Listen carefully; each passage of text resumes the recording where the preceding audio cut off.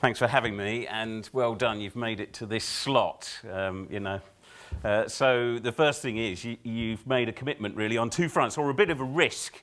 And the commitment and the risk is that, I'm probably going to pick on you. The risk is I'm road testing a slight adaptation of a set of slides that I've used before. But as Brian said, I'm Simon Legg. I'm currently the Group Chief Information Security Officer at Marsh McLennan Company's JLT, which is a large mouthful because we've just gone through a major merger and acquisition, or we're going through, like that happens, as we know, years and years and years of work ahead of a lot of people. So yes, the other thing I'm here to do is to recruit you guys into a movement that I've established myself, and there's probably only one person in it, and that's me, and I am the self-proclaimed anti-CISO. And the things that I'm bringing up here are sort of deliberately antagonistic, and I'm fairly deliberately antagonistic with that statement in and of itself. I won't bore you with loads and loads of slides. And I know there's always this slide about me. Let it all be about me. It's enough about me, but I wanted to kind of give some credibility to what I say. I've been doing this kind of stuff for over 25 years, which kind of shocks me in making that statement, although the reality around information security as a thing, independent of what people say when bugs first were discovered and stuff like that, information security officers haven't been around really that long, quite frankly. So I've been building information security offices for the last 10 years, right? Prior to that, you name it, I kind of did it across numerous areas, but I think of myself as a technologist by instinct, a psychologist by interest, and generally just a protagonist. And I am actually a CISO by accident. My first gig as an information security officer was at Bank of America, not a small company, following the acquisition by Bank of America of Merrill Lynch. Yes, Too Big to Fail, watch the film. I can watch that film and I can talk to you about what's going on in terms of mainframe availability throughout that weekend, because people were on the phone to me saying, why do people need access to this system or this financial information at whatever time it was on a Saturday morning, which is completely unusual. So I became an information security officer because everyone else left the room and there was a big problem that they needed to fix post the financial crisis and coming out of that. I am not the intelligent one in the family. I am married to a software developer. You could imagine tea time around our house. Fantastic. Information security officer, developer. You're a kid with scissors. You stop me from doing stuff. That kind of comment. It's great. I love it. She is the smartest person I know. She's currently in Italy. Apparently had a fantastic flight over to Genoa and she threw up, but at least she wasn't one of the ones that was screaming as they went through amazing turbulence as they crossed the mountains there. And the important thing is this is not a branded deck, because these thoughts are my own. So that's important, especially from our brand guys back at base from Marsh McLennan and JLT. Okay, so I don't know about you, but I look at Chief Information Security Officers. I'm one of them, and I don't like what I see, quite frankly. I spend a good half a day, 4 times a year, at the FCA-sponsored cyber coordination group for the insurance sector.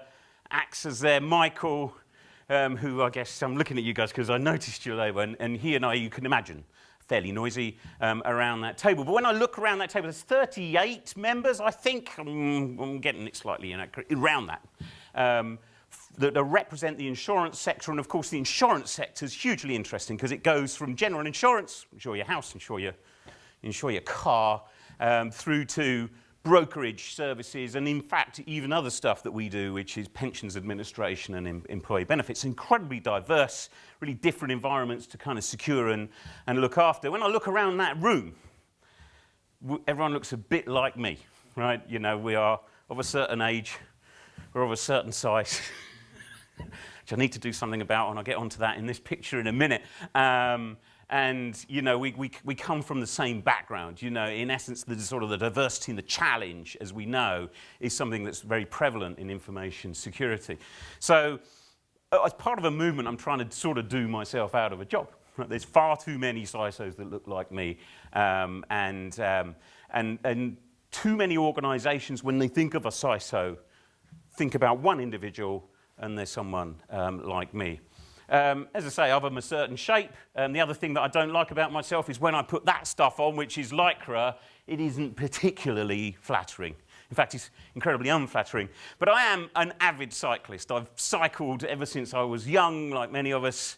You know, I came up where cycling was pretty safe-ish, and you could go out and you could ride around, and I was doing that from the age of whatever.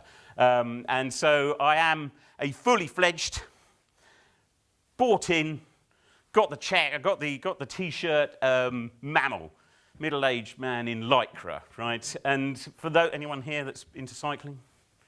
Ish, yeah. Good. Well, one of the things that is interesting is there is a bit of a tongue-in-cheek movement called, I'm going to get this wrong, Velomanity. Anyway, it's a website, Keepers of the Cog. This is this kind of set of 95-ish rules that you're supposed to sort of adhere to if you're genuinely a true cyclist. And the picture there is of the Arenberg Trench on one of the cobbled routes in France. And of course, they're worshipping it because for some godforsaken reason, you want to take a racing bike and ride it down there. And I have done it, and yes, there's a lot of ambulances and a lot of broken collarbones, and it's like trying to ride a road cycle on ice, unless you're very, very, very lucky, and it has been dry, which it never is, and or you've cheated and you're on your great big fat tired mountain bike, and you're really breaking the rules. So I thought it'd be interesting, when I herald myself as the anti-CISO, to start my own rules and what I believe are the rules of the modern-day information security office. And of course, like all CISOs, I'm fundamentally lazy, so I don't have 95, but I have what I call the dirty dozen. So I have 12, and they're here. And this is where there's a bit of audience participation. So you stayed the course, now you have to pay for that, because I'm going to ask, rather than me read them out, there's 12 of them up there. Someone give me a number, one between 12, and I'll explain them. So go on, who's going to start? 9. So 9. I've got my little mind map here. I'm of a certain age, can't read it. Don't know why I did that. So never be in the community as a passenger. What do I mean by that? So you're an anti-CISO if you actually give away information.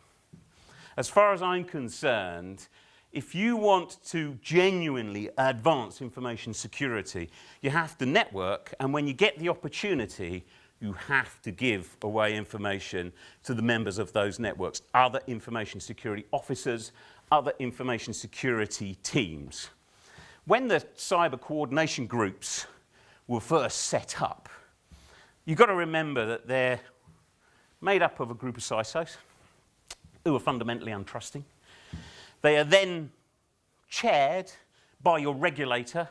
In the financial sector, it's the FCA.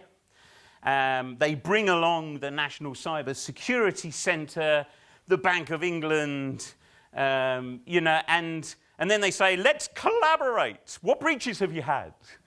And everyone goes, I don't have any breaches, right?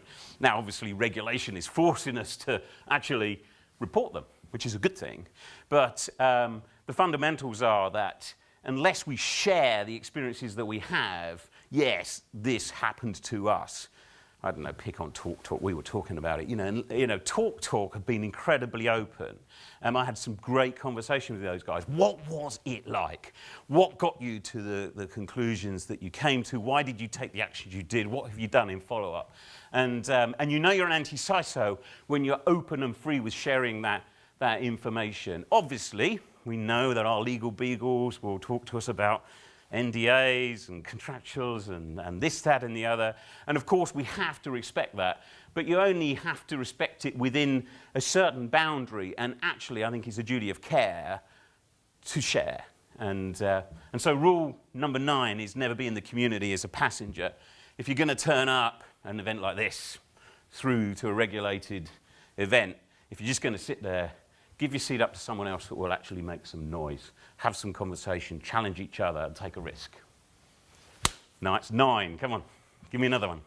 6. Risk disposition. So I work for an insurance broker, right? Yes, cyber insurance is part of the toolkit, right? It's amazing. I joined the insurance sector in 2017, right? Prior to that, I was in life sciences. Prior to that, I worked for a long time at Bank of America Merrill Lynch, as it was branded when I left. For quite a long time in our community, if you looked at your control set, you looked at the tools that you had within your bag in terms of mitigating the risks associated with cyber, if you mentioned insurance, it was like you were swearing, quite frankly. And even the regulator would say, oh, no, we won't refer to that. We'll refer to, I don't know, honeypots and these other funky things, antivirus. But insurance should be part of your control set. So whenever I'm involved with a team in an office and we're writing our risk profile, one of the controls is insurance.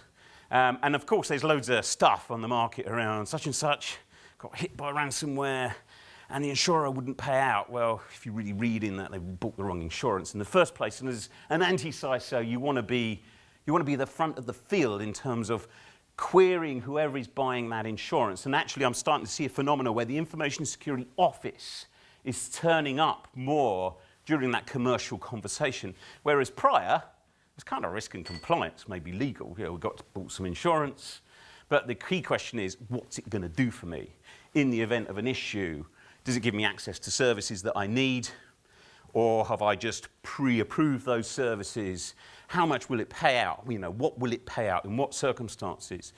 Beautifully, and this is the advantage of the job that I do, I get to work with the brokers. And I'm able to give them questions, say, if we get this insurance, will it pay out in these circumstances? Scenario A, B, C, D, E, F, G. Cool, that was number 6. Another one. Number 3. Right, so this is the true, you're a true anti-CISO when actually you say there's no such thing as a CISO. And independent, I know we were talking with Birmingham Airport, right? There are big teams and small teams. That's the reality of information security. And whether you're in a big team or a small team, someone gets the label CISO. Dun, dun, dun. You're going to get fired. Not maybe today, but probably tomorrow. Okay.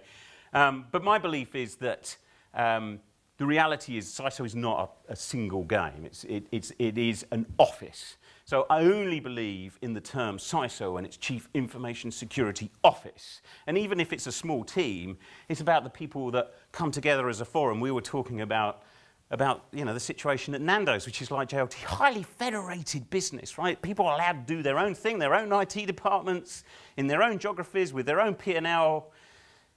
And the amazing experience I had at JLT was, one of the first things I did was I put a weekly meeting in everyone's calendar that was relatively involved in information security. Risk, compliance, IT operations, audit. Yes, I invite audit to all of the meetings. Some of the key representatives of the managed service providers. So I put this recurring meeting. Actually, I was really friendly because I work in a global company. So one week, very early in the morning UK time. Next week, afternoon UK time, and said, if you're in Asia, you come to the Asia-friendly time zone one, and if you're in Americas, come to the afternoon one. Please don't come every week. I don't want you getting up in the middle of the night or staying up ridiculous hours. But I put this routine in, and I started getting these reports back, and the guy that I report to, combination of the COO and the Chief Risk Officer, said, I'm hearing some amazing things of what you've done, and I'm going, I haven't actually done anything. Put a meeting invite in, and it's amazing how people don't talk. And so a Chief Information Security Office is a thing. It's a forum. It doesn't have to be hardline. It just has to be getting people together to talk about the topic. So if you know you're a CISO, if you don't believe in a CISO, an anti-CISO, should I say. Okay, another number. Number 8, please. Okay, where are we? War on talent. I've had this debate. I had this debate at the CCG with AXA, right? And AXA looking at Bupa going, you're stealing all of our staff, right? This kind of happened. And I said, is there a war? I contend there's no war on talent. right? Recruiters have made that up, right? Yes, it can be difficult to hire, but that's not a phenomena, as far as I'm concerned, in information security. It's just difficult to hire good people, right? And the only way to do that is to accept that not all the skill sets are there. There's no real unicorns in information security. You need to go and get some great people and then train them up, get them involved. Our best threat analyst that we brought into our company has a PhD in astrophysics. The guy had never touched a firewall in his life, but he had a passion for the topic and an amazing ability to do research. Those two skill sets were enough for us to go, come join and then head up our threat intel function. So there you go. I don't believe in a war on talent. I believe that in essence you have to roll your sleeves up and get involved. I've got a business information security officer. You can look her up. Her name's Runli Guo. She looks after our European, UK and Europe side. BISOs. It's just another way of adding a couple of noughts to your check. It's great, you know, we're regional information security officers, we're information security officers at one stage. Now they're BISOs, God knows what would be next. But I employed Runli, or rather, not just employed, there was a little due diligence. And I do work for a regulated company, so we have to do background checks and stuff like that. But Runli wrote an article on LinkedIn saying, my journey to CISO. And on the strength of that, I sent her a note, said, hey, loved your article, it'd be great to have a conversation. You look like not me. You look like you have a skill set, and more importantly, I really like the fact that you're after my job, because I know I'm going to get fired and I don't believe in it anyway. But, you know, roll your sleeves up. And then from that, the recruiters got involved and away we go. Runli also worked in AXA before going on to market study and then coming to JLT and working for a fantastic information security office. Well, next number. Oh, let's go with one. One was first. Ha! Awareness and education is broken. So anyone buy into Wombat or know before or anything like that, or you know, phishing testing stuff?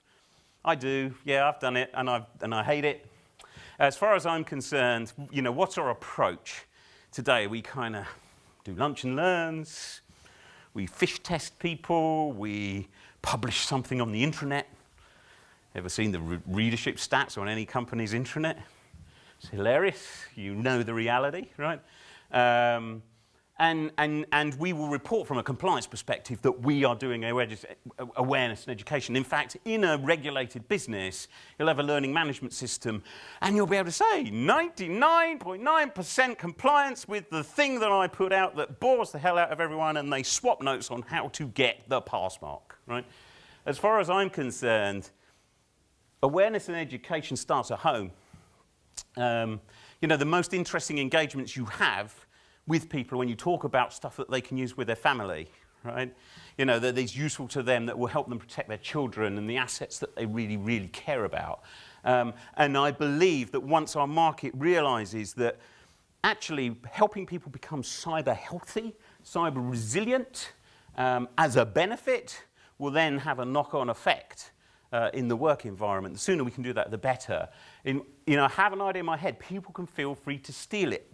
At least once a year, probably more these days, because of the changes in regulation. I can go into my benefits package and change stuff. I want to cycle to work. You know, do I want to join the wine club? How much health cover do I want for my family? I go to an interface, and I can have a health check, right? I know what they say, by the way. Simon, you need to lose some weight. Right, but I can have a health check. Why can't I have a cyber health check? Why can't I do something that I've got a vested interest in? I've got a vested interest, I believe, and this is my anti-CISO movement, I believe that it's a benefit, and actually that benefit will then translate into the organisations that we work in. Someone said 11. How are we doing for time, by the way? Am I going to get through all of them? I won't try and get through all of them, right? So we'll do this one and one more, okay? Security questionnaires are pointless and audits are junk. I actually of the opinion, I mean, if you're in a service company, right, if you're B2B, GDPR, OneTrust are out there, right?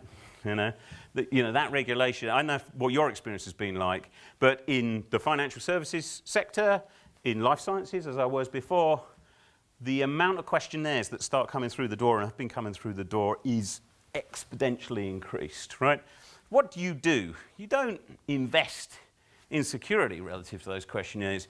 You invest in hands-on keyboard to fill out those questionnaires and send them back. And you're sending them out and you're answering them in a defensive way. And as far as I'm concerned, they are, some of them, pretty complex, right? So you need information security professionals to answer them. So all the time they start spending on those questionnaires, they're not spending on securing your estate. You're wasting time, and we had a whole talk about it. I completely agree, I haven't got the answers yet. But you're an anti-CISO when you don't believe in security questionnaires. I refuse to perpetuate it. People say, Simon, where are your questionnaires? They're not there. We do other stuff. I mean, I do buy into the security scorecards, the risk IQ, the bit sites of this world. I think it's a good and interesting data point. I also understand its limitations. But it can't all just be about the questionnaires. And equally, audits tend to be a bit of a fresh paint syndrome, just like the Queen, right? Oh, the auditor's coming. Great. Make sure you've done a recertification. Oh, your recertifications were quite recent, yeah. Okay, one more. Come on, call out a number, be brave. 5, what was 5? So we sort of talked about this in not the last session, but the one before, I think. We talked about what does a good board pack look like. Yeah, I mean, the reality for me is metrics without some sort of outcome that you can report to your board or your executive or your stakeholders are completely meaningless. Actually, there's a gentleman that worked at B of A a number of years ago. His name is Bill Pappas. You can look him up. He's an incredibly smart guy. And he came from the States to look after the Treasury operations business at the bank. And at the time, I had responsibility for all of the global Treasury systems, moving money around in the world. That includes people's payroll, stuff like that, right? And I looked Bill up, and at the time, it was in the time of Six Sigma, right? And of course, I went out there and got all my green belts and Dan whatever's designed for Six Sigma improvements. So he was a black belt, Six Sigma metrics kind of guy, and I sat in front of him, so I thought, this is my first meeting with Bill Pappas. He's incredibly senior. I need to give him some confidence in our systems. I'm going to take a really impressive, well-organized, Six Sigma biased metrics deck, right? So I sit down with Bill, 20 minutes of me. God, how he put up with that, I have no idea. 20 minutes of me going, bosh, 30 million slides, loads of metrics. And he, kudos to him. He was incredibly patient with me. But at the end, we came to the end, he said, Simon, that's a really, really good deck. Thank you very much for putting that together. He said, but they're all within process measures. And I asked him, well, what do you mean by that? And he says, I don't care about any of them. You care about how the engine works. I care about getting from A to B. And that, for me, was a major lesson. And I use that now even in information security. When we talk about board packs, I've seen presentations where people talk about all of these wonderful things that their systems are protecting, their security technologies and processes are protecting from, but they don't talk about what net impact are we having on the risk to this business from its resiliency perspective. And so unless you've got some sort of outcome that you can report, don't bother with the metrics, at least to the stakeholders and to the board. Okay. I think I'm done. I'm conscious of time. People need to get away. Look, here's the rules. I think I've got enough. Yeah, okay. So the last one. So the rule number 12, by the way, taking it back to cycling, is the N+1 rule, right, which I employ wholeheartedly in my house. My wife doesn't know it. Well, she does because she's kind of seen me talk, but I have 10 bicycles. It's really easy for me to get another bicycle because all I do is buy one, and she doesn't know I've got another one. They're all just in the garage. My favourite one, by the way, I sneaked through. It was like cold. It was brilliant. Came through bit by bit. She's going, you've got a lot of spares. Yeah, I know. It's my most expensive titanium road bike that I've got. It would have been a lot easier to lose a couple of pounds, but hey, it looks beautiful. It's got yellow saddle and yellow handlebars. But my point is that the N+1 rule, or Yes, -1 rule is that, as far as I'm concerned, you're never done. So, cheesy way of leading into it. But look, you know, you've got my name. I'm on LinkedIn. One of the rules is we share. Others I've not talked about. Connect, be part of the community. And you too may want to become an anti-CISO. Thank you.